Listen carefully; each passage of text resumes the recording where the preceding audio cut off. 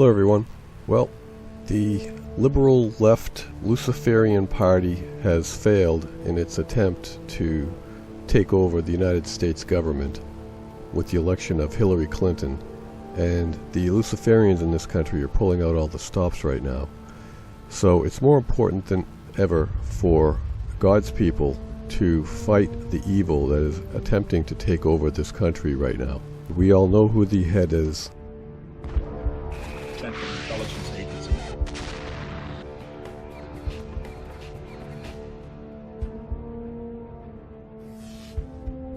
Johnny Cerrucci is joining us today. He's a former Army soldier and National Guardsman who was deployed to Iraq, and given his experiences, he came away with the desire to write this epic opus of a book called Illuminati Unmasked, which I urge you to read, filled with fascinating details and insights we'll be discussing right now. We've been passionate, patriotic Americans ever since. No one cut anybody a break. We had to earn it with blood, sweat, and tears. And that was the foundation of my going into the military and making a career of being in the military.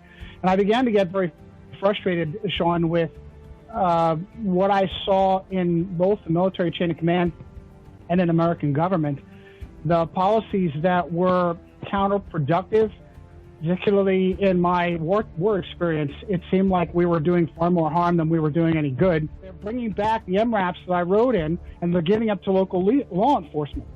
And local law enforcement, every time there's a mass shooting or a big terrorist event, get dressed up in olive drab and camouflage and act like they're going to retake Fallujah. The administration of Barack Obama, it seemed like he rolled in. There were no changes from the Bush administration. It was really Bush on steroids, Bush part 3.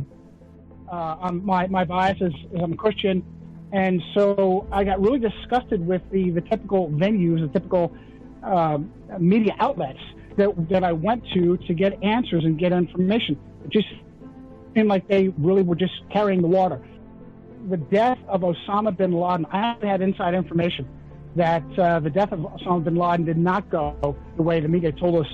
And when the typical conservative outlets continued to carry the water for the administration, I knew something was really wrong. I saw a video of former Pakistani Prime Minister Benazir Bhutto talking to Robert Frost, and she told him that she knew the guy that killed bin Laden. That's one source, very likely a very credible source. She was later murdered herself. Bin Laden, it's absolutely ridiculous to think that bin Laden on kidney dialysis in a cave in Afghanistan could have coordinated 9/11. I don't know of anybody that truly believes that. Probably the same people that believe that Lee Harvey Oswald killed JFK.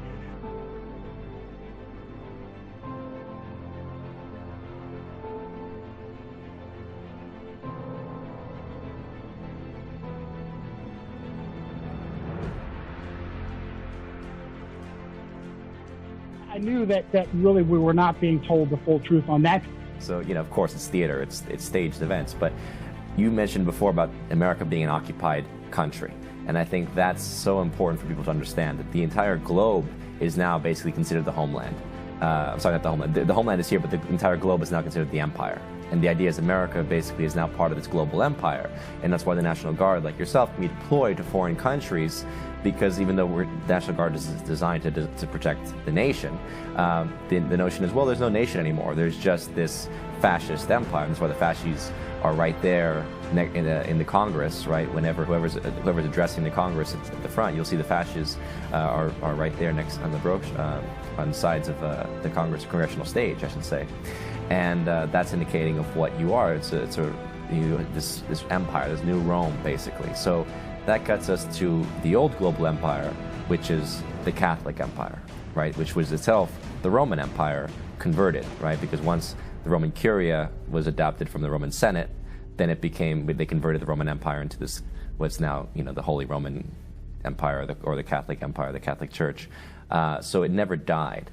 And would you say that America really has been absorbed by the Catholic Empire through the initiative of the Jesuits? Because that's really what your book, Illuminati Unmasked, is about the Jesuit influence in this globalized operation, let's say, of controlling and manipulating governments. Absolutely, Sean. You're dead on. The fascists, they're two of them. They're fasci. They're in Congress.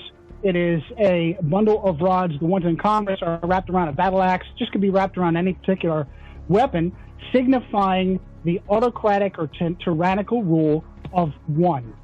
That absolutely the Roman Empire never died.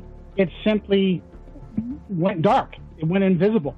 And now, there's an aspect of Christian eschatology, Christian prophecy, particularly in the book of Daniel, that talks about the fourth and final beast that is unlike all the previous beasts.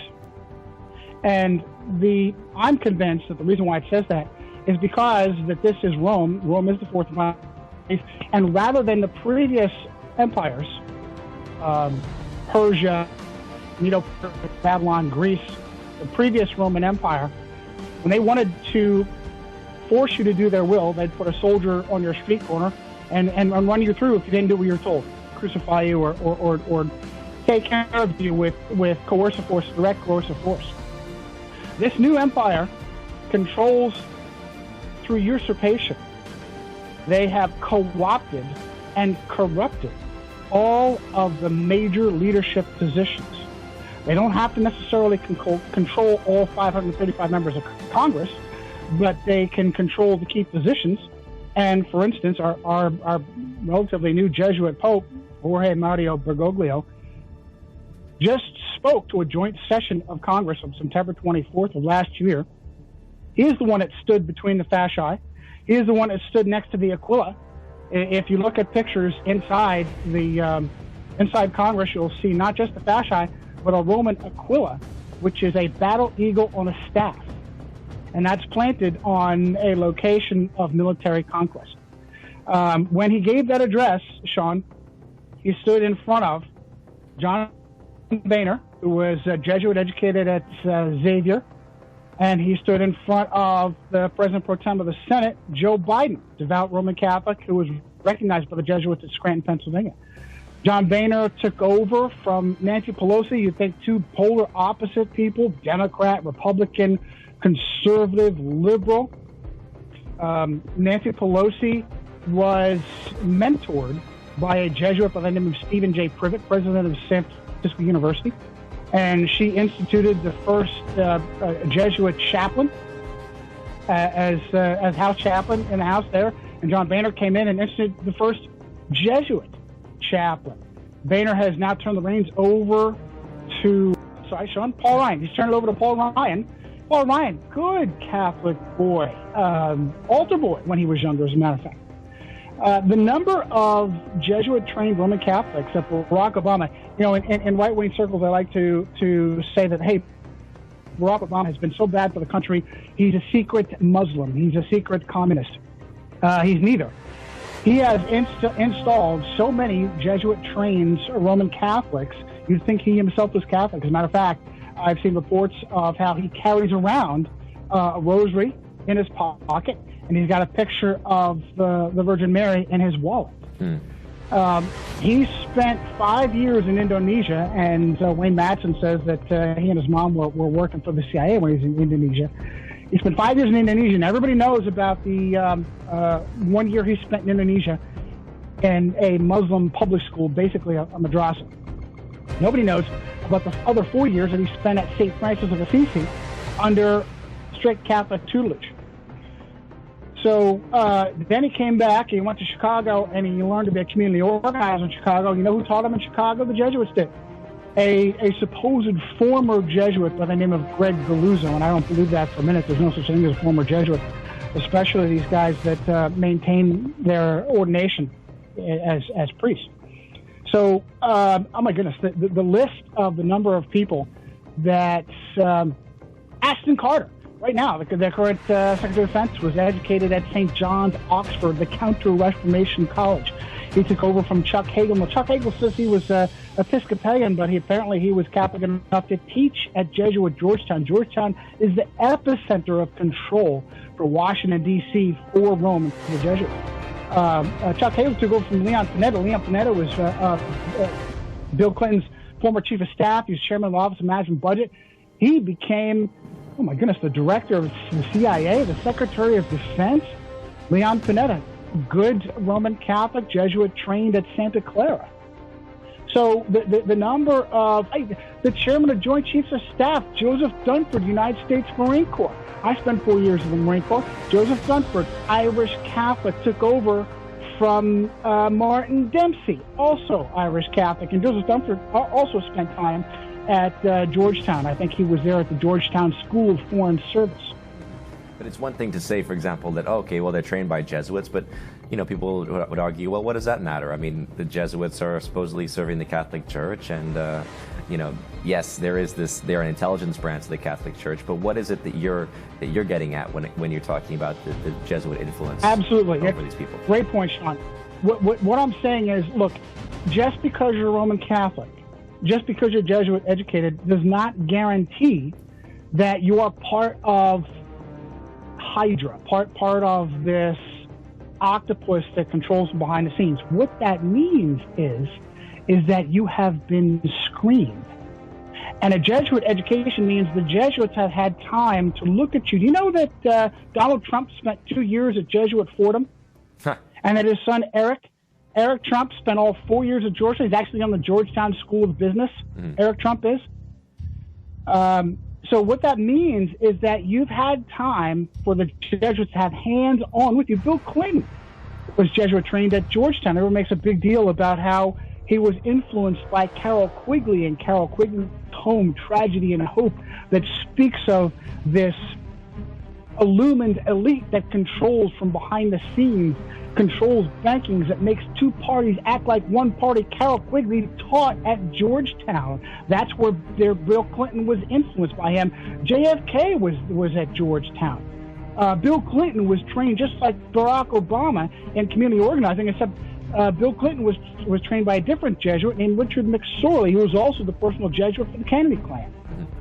So being Roman Catholic and being Jesuit educated does not mean you're guaranteed to be a subversive or a traitor. What it means is that you have a predisposition to trust the Pope, to trust what Jesuits tell you to do, and that you're more likely, God forbid, to betray your allegiance to your country because you feel your soul depends on your allegiance to the Pope, and that's what that means.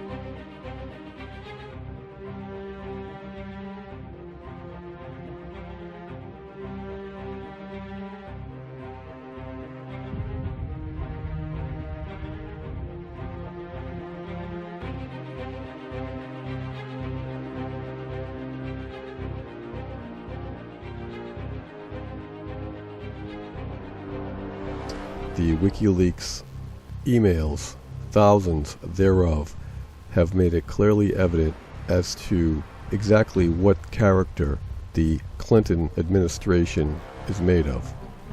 They offer no evidence to counter the thousands and thousands of emails that depict who this criminal is.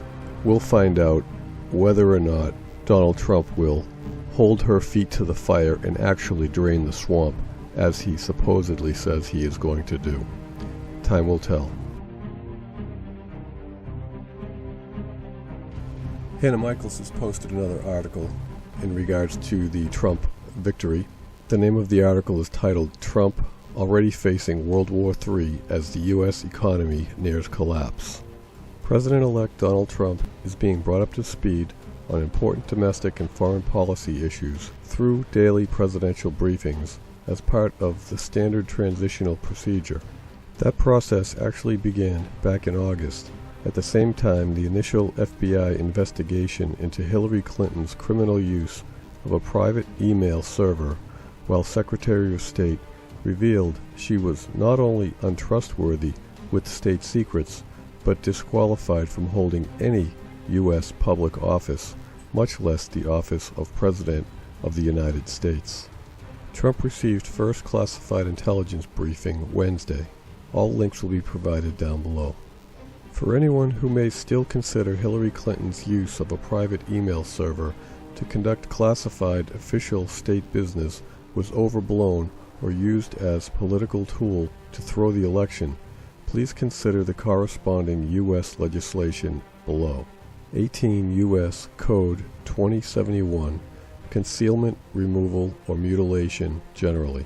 Whoever willfully and unlawfully conceals, removes, mutilates, obliterates, or destroys, or attempts to do so, or, with intent to do so, takes and carries away any record, proceeding, map, book, paper, document, or other thing filed or deposited with any clerk or officer of any court of the United States or in any public office, or with any judicial or public officer of the United States, shall be fined under this title or imprisoned not more than 3 years, or both. B.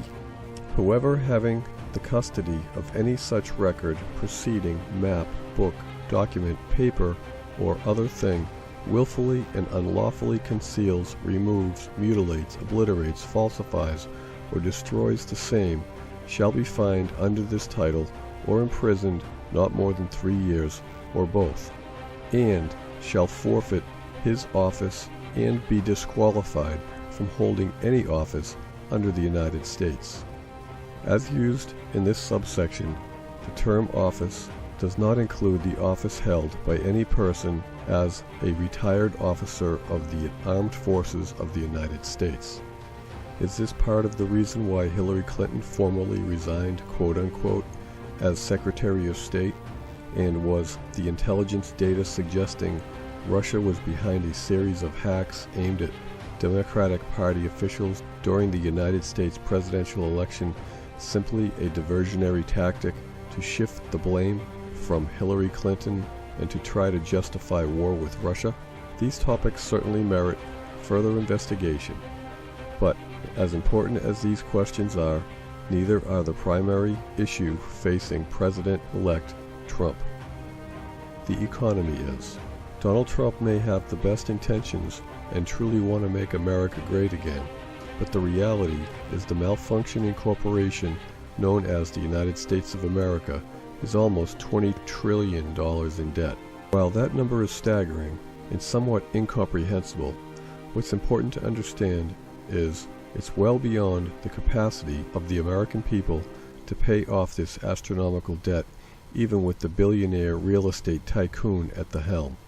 It might as well be monopoly money, and, in fact, that's exactly what it is. And the seemingly endless luxury of being able to export the debt, both public and private, of our American dream all over the world is rapidly coming to an end.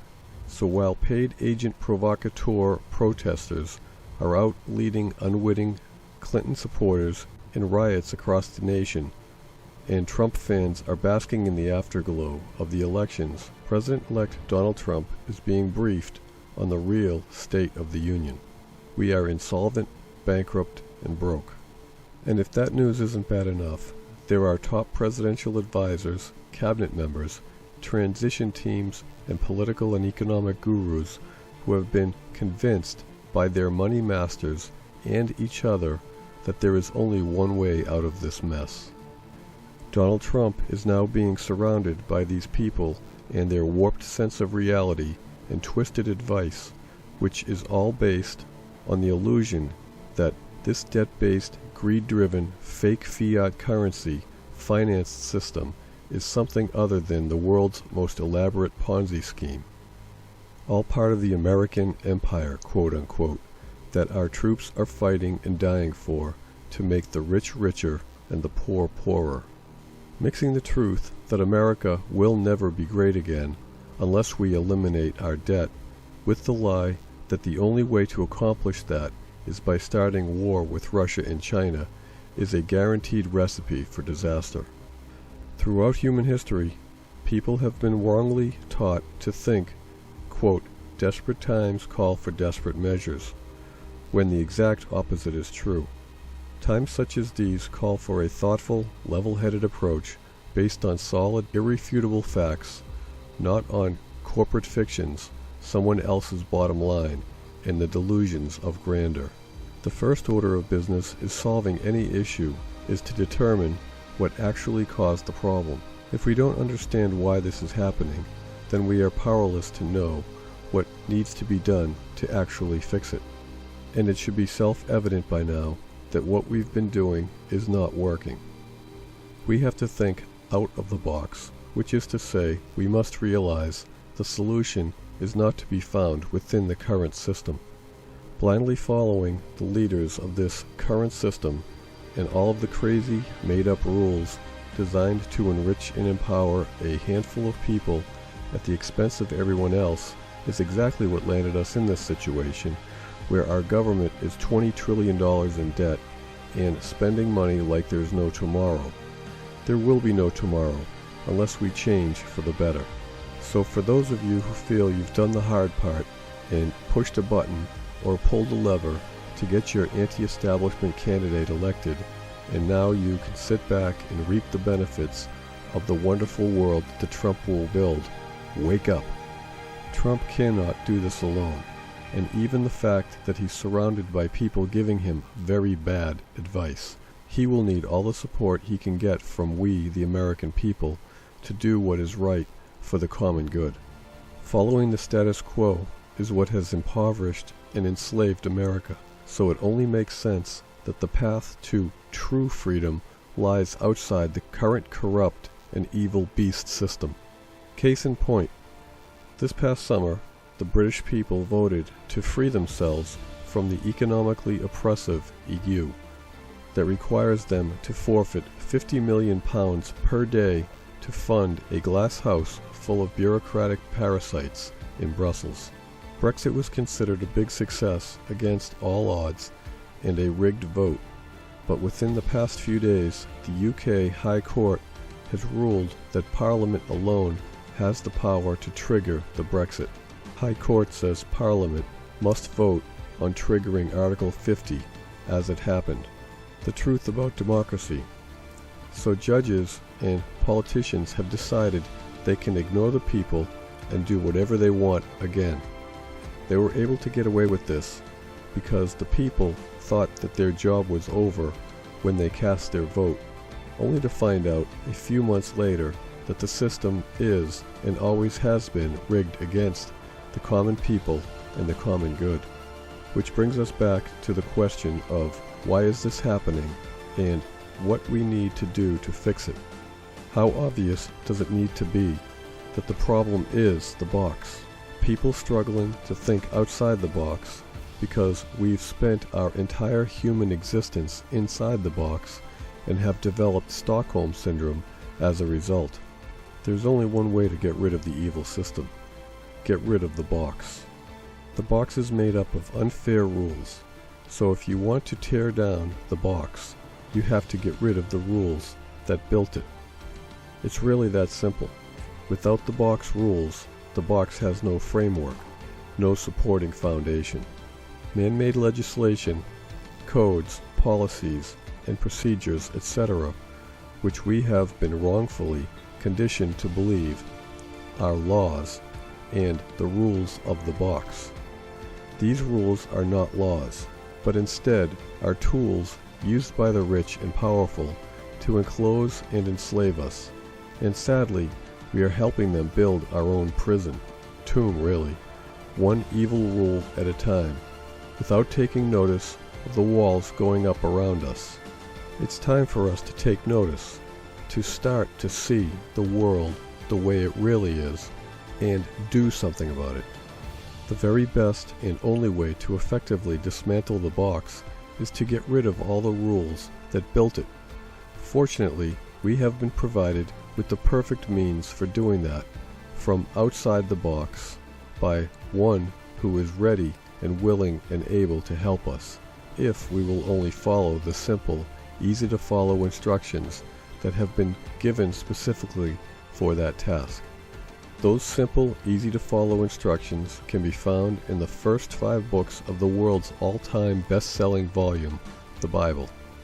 Those 5 books are Genesis, Exodus, Leviticus, Numbers, and Deuteronomy, and are collectively referring to the Torah, which is Hebrew and means the law, also the new song. The law contains not only the 10 Commandments, which are the basic universal principles of the law, but also the perfect agricultural policy, the perfect economic policy, the perfect system of justice, the perfect healthy diet. It was designed by the only one who exists outside of space and time to protect us from evil and to keep us free. Within the law, mankind has been forbidden from legislating, that is, making up our own rules. Deuteronomy 4:2. Ye shall not add unto the word which I command you, neither shall ye diminish aught from it, that ye may keep the commandments of the Lord your God, which I command you. Upon pain of death. Deuteronomy 17:11-13. According to the sentence of the law which they shall teach thee, and according to the judgment which they shall tell thee, thou shalt do. Thou shalt not decline from the sentence which they shall show thee, to the right hand, nor to the left. And the man that will do presumptuously, and will not hearken unto the priest that standeth to minister there before the Lord thy God, or unto the judge, even that man shall die, and thou shalt put away the evil from Israel. And all the people shall hear, and fear, and do no more presumptuously. Within the law, we have been promised all the help we need if, and only if, we follow the instructions to the letter. Deuteronomy 30:15-20. See, I have set before thee this day life and good, and death and evil. In that I command thee this day to love the Lord thy God, to walk in his ways, and to keep his commandments and his statutes and his judgments, that thou mayest live and multiply. And the Lord thy God shall bless thee in the land whither thou goest to possess it. But if thine heart turn away, so that thou wilt not hear, but shall be drawn away, and worship other gods, and serve them, I denounce unto you this day that ye shall surely perish, and that ye shall not prolong your days upon the land, whither thou passest over Jordan to go to possess it. I call heaven and earth to record this day against you, that I have set before you life and death, blessing and cursing. Therefore choose life, that both thou and thy seed may live, that thou mayest love the Lord thy God, and that thou mayest obey his voice, and that thou mayest cleave unto him. For he is thy life, and the length of thy days, that thou mayest dwell in the land which the Lord sware unto thy fathers, to Abraham, to Isaac, and to Jacob, to give them. And within the law, we have been provided examples of exactly how all of this can and should work, as well as very accurate predictions of what to expect if we choose to do things our own way. So we have the irrefutable facts and rock-solid truth we need to set the world straight. In fact, we've had them all along. This is the information Donald Trump needs to make America great again. And he needs you and everyone you know to send this information to him to make it crystal clear that this is the one chosen and only path to lead this country to true freedom. But more importantly, he needs to see just how wonderful it is to live by the law, which means each and every one of us need to start studying, learning, and keeping and enforcing the law for our own individual and collective benefit. Don't sit back and wait for someone else to do it. If you do, the world will only continue to get worse for all of us. Show everyone how much you care for them by doing what needs to be done to set things straight and make this world the heaven on earth it was always meant to be.